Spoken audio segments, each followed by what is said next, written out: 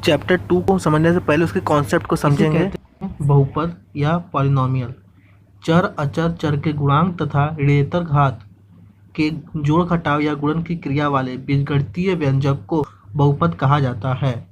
उदाहरण क्या हो जाएगा? उदाहरण जैसे 3x² प्लस 4x या फिर 5x प्लस 6, इस तरह से जो क्या कहलाएगा? बहुपद कहलाता है। इसमें देख लेते हैं, इसका अर्थ समझ लेते हैं। ऋणेतर घातांक मतलब घातांक क्या रहेगा? हमेशा पॉजिटिव रहेगा। जैसे 3x² में x का घात क्या है? 2, हमेशा पॉजिटिव रहेगा। अचर क्या होता है? अचर मतलब होता है अंक, जैसे 4, 6, 5, ये सब क्या हुआ? अचर हुआ। चर मतलब हुआ x, जैसे x² क्या हुआ? इस x क्या है? चर है। तो x के बगल में जो 3 लिखा गया, यहाँ पर जो x के बगल में 4 लिखा गया, जो x के बगल में 5 लिखा गया है, ये सब क्या कहलाते हैं? गुणांक कहलाते हैं। इस प्रकार की जो कॉम्बिनेशन बनेगा, जोड़ घटाना गुणा की क्रिया वाले बीजगणितीय जो व्यंजक बना, वो क्या कहलाएगा? बहुपद कहलाएगा। इसे ही कहते हैं बहुपद। निम्न कौन कौन से व्यंजक जो हैं बहुपद नहीं कहलाते हैं?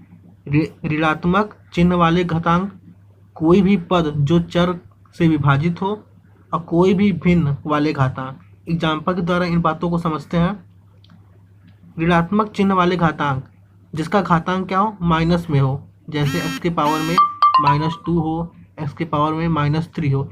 इस प्रकार से जो होंगे वो ऋणात्मक चिन्ह वाले घातांक होंगे, वो बहुपद जो है नहीं कहलाएंगे। दूसरा कहा गया है कोई भी पद जो किसी चर से विभाजित हो।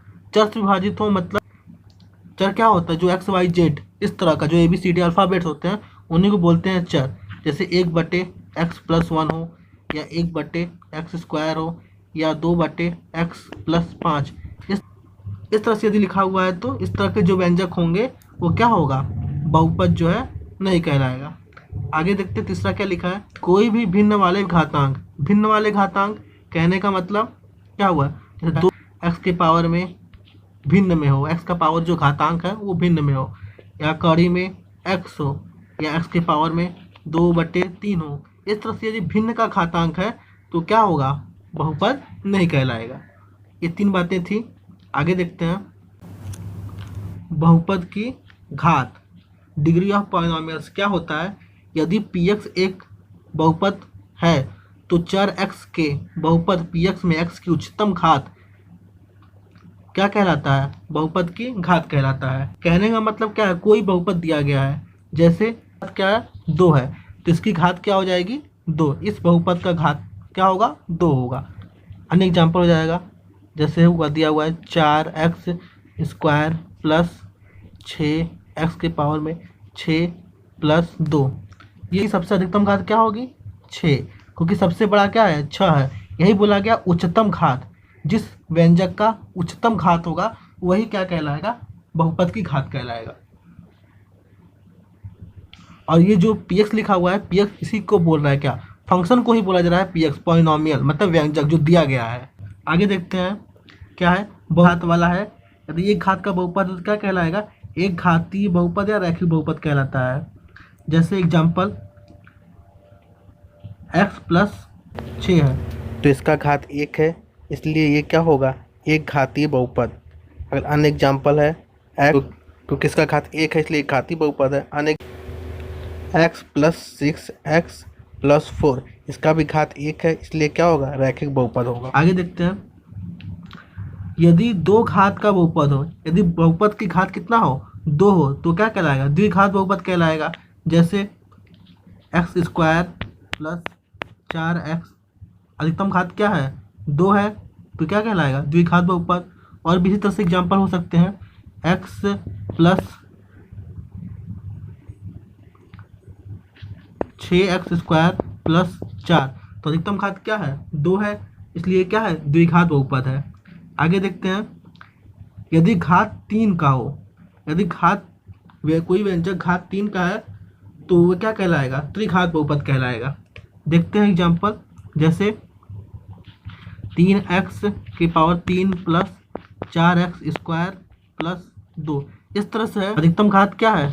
3 है, इसका मतलब ये क्या है? त्रिघात बहुपद हुआ। आगे देखते हैं क्या है बहुपद का शून्यक, जीरोज ऑफ ए पॉलिनोमियल। क्या होता है? एक वास्तविक संख्या के बहुपद px का शून्यक कहलाती है यदि p के बराबर 0। जो फंक्शन दिया गया है वहाँ पर जैसे px दिया हुआ है तो x का स्थान पर k रख दिया जाए, यदि उसको सॉल्व करने पर 0 आ जाए तो वो क्या कहलाएगा? बहुपद का शून्यक कहलाएगा। जैसे एग्जाम्पल, कोई फंक्शन दिया है px बराबर जैसे x² + 4 ये दिया हुआ है। यदि x बराबर क्या हो जाए, जैसे यहाँ k लिया, k मतलब क्या होगा? कोई भी वैल्यू, जैसे 2 ले लेते हैं, दिया रहेगा। यदि 2 की वैल्यू इसमें रखने पर तो क्या हो जाएगा? 2 के पावर में 2 + 4, तो 2 दूना 4 + 4 कितना आ जाएगा? 8 हुआ। जैसे एग्जाम्पल क्या हो जाएगा, जैसे दिया है px बराबर दिया गया है, मान लेते हैं 3x + 5। यदि x के स्थान पर हम क्या रख दें? -5/3 रख दें। यदि px बराबर क्या आ जाए? 0 आ जाएगा, तो उसको क्या बोलेंगे कि वह क्या होगा? x बराबर -5/3 इसका क्या हो जाएगा? शून्यक होगा। तो आगे देखते हैं। एक बात ध्यान रखेंगे, जिस बहुपद के जितने घात होते हैं उसके उतने ही शून्यक होते हैं। p - 5/3 रख देंगे,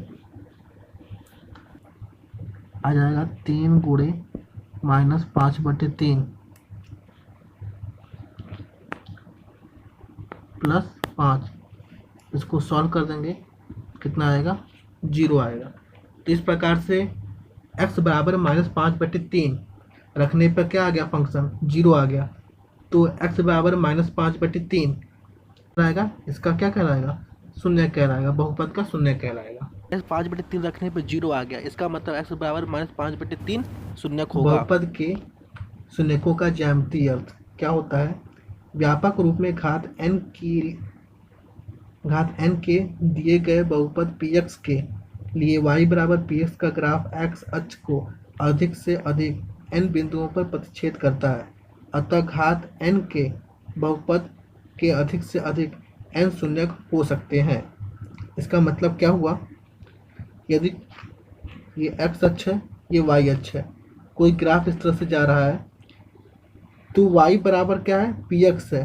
तो ये जो ग्राफ गया x अक्ष को जिन बिंदुओं पर काटेगा उसका उतने शून्यक होंगे। जैसे एक बिंदु, 2 बिंदु, तो इसके कितने हो गए? 2 शून्यक हो गए। इसी प्रकार से जैसे इस तरह से कोई ग्राफ है, इस तरह से गया, ये x अक्ष है, ये y अक्ष है, तो x अक्ष को किन बिंदुओं पर काटा गया? 3 बिंदुओं पर काटा, 1 बिंदु, 2 बिंदु और 3 बिंदु। तो इस प्रकार से इसके कितने शून्यक होंगे? 3 शून्यक होंगे। यही क्या है? ज्यामितीय निरूपण है। एनसीईआरटी प्रश्नावली 2.1 के एनसीईआरटी के प्रश्नों का सोल्यूशन समझेंगे। पहला क्वेश्चन है, किसी बहुपद px के लिए y बराबर px का ग्राफ नीचे दिया गया है। प्रत्येक स्थिति में px के शून्यकों की संख्या ज्ञात करना है। तो पहला ग्राफ है ये, पहला ग्राफ इसमें बताना, हमें शून्यकों की संख्या बतानी है। तो क्वेश्चन में क्या दिया हुआ था? y बराबर px दिया हुआ है, तो x अक्ष को जिन बिंदुओं पर काटेगा वही उसके शून्यक होंगे। यहाँ पर x अक्ष ये है, तो x अक्ष को ये कहीं नहीं काटा है, इसका मतलब इसका क्या हो गया? कोई शून्यक नहीं है, क्योंकि ग्राफ x अक्ष पर प्रतिच्छेदित नहीं करता है। ठीक है, अगला देखते हैं। दूसरा फिगर दिया हुआ है, तो दूसरे फिगर में जो ये ग्राफ गया हुआ है, ये ग्राफ x अक्ष को एक बिंदु पर काटता है, तो शून्यकों की संख्या कितनी होगी? 1 है। क्यों है? क्योंकि ग्राफ x अक्ष पर केवल एक बिंदु को प्रतिच्छेदित करता है। अगला देखते हैं। अगला फिगर दिया गया है, ये है। तो ये जो ग्राफ है x अक्ष को कितने बिंदुओं पर काटता है? 1 बिंदु, 2 बिंदु, 3 बिंदु, 4 बिंदु। शून्यकों की संख्या 4 है, क्योंकि ग्राफ x अक्ष पर 4 बिंदुओं पर प्रतिच्छेद करता है। अगला दिया गया है, अगला क्वेश्चन, इसमें ग्राफ जो है x अक्ष को कितने बिंदुओं पर काटता है? 1 बिंदु, 2 बिंदु हो गए, यहाँ पर 3 बिंदुओं पर काटता है। तो ग्राफ जो है x अक्ष को 3 बिंदुओं पर काटा, तो शून्यकों की संख्या 3 है। क्यों है? क्योंकि ग्राफ x अक्ष पर 3 बिंदुओं पर प्रतिच्छेद करता है। एक और दिया हुआ है, तो इसमें x अक्ष को किन बिंदुओं पर काटता है? दो बिंदुओं पर काटता है। दो बिंदुओं पर काटता है तो इसके कितने शून्यक होंगे? दो शून्यक हैं। क्यों दो शून्यक हुए? क्योंकि यह एक्स अक्ष को दो बिंदुओं पर प्रतिच्छेद करता है। तो इस प्रकार प्रश्नावली 2.1 में बस केवल एक ही क्वेश्चन था ग्राफ के द्वारा। आपको समझ में आ गया होगा। y बराबर जब px दिया हुआ है तो x अक्ष को ग्राफ जिन बिंदुओं पर काटेगा उतने शून्यक होंगे। दो बिंदुओं पे काटेगा दो शून्यक होंगे, एक बिंदु पे काटेगा तो एक बिंदु शून्यक होंगे। यदि कुछ भी नहीं काटता है तो शून्यक क्या होगा? जीरो होगा। लाइक शेयर और सब्सक्राइब अवश्य करें। धन्यवाद।